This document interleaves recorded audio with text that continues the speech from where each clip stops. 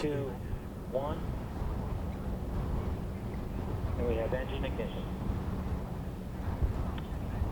And we have liftoff of the Antares NG-11 mission to the ISS. Engines full power. Last week, NASA Wallops and Northrop Grumman had a successful launch of their Antares rocket, part of the NG-11 mission carrying the Cygnus spacecraft to the ISS.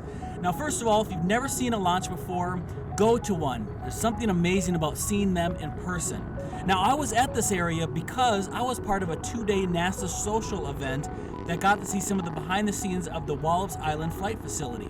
It involved getting an up-close look at the communication satellites that are used to track Antares and other missions in the past. Some of these satellites go all the way back to the Apollo missions. Wow. We also got to see a C-130 land and get unloaded and learn more about the mission to the ISS. Part of the payload is the Rodent Research 12 mission. This is designed to test the effectiveness of immunity and vaccinations on mice. There are about 40 micronauts on board the ISS, and hopefully none of them escape. Now, there's some cool tech at the ISS. The Astrobee robots have arrived. It's a group of 3 robots who will be able to fly through the ISS, assisting the astronauts on board. They have been in development for the past 4 years. Astrobee will be able to navigate the floating laboratory and even drift back to their base to recharge automatically. They are 1 foot by 1 foot cubed, and if they ever become self-aware or if they have a technical issue, they do have red LEDs on board.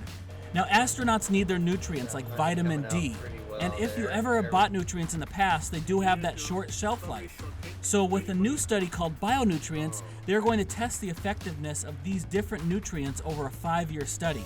And what they learn will be used for longer missions that send humans to Mars. Finally, there's a new version of CubeSat, the ThinSat program, and it's sending small satellites into orbit.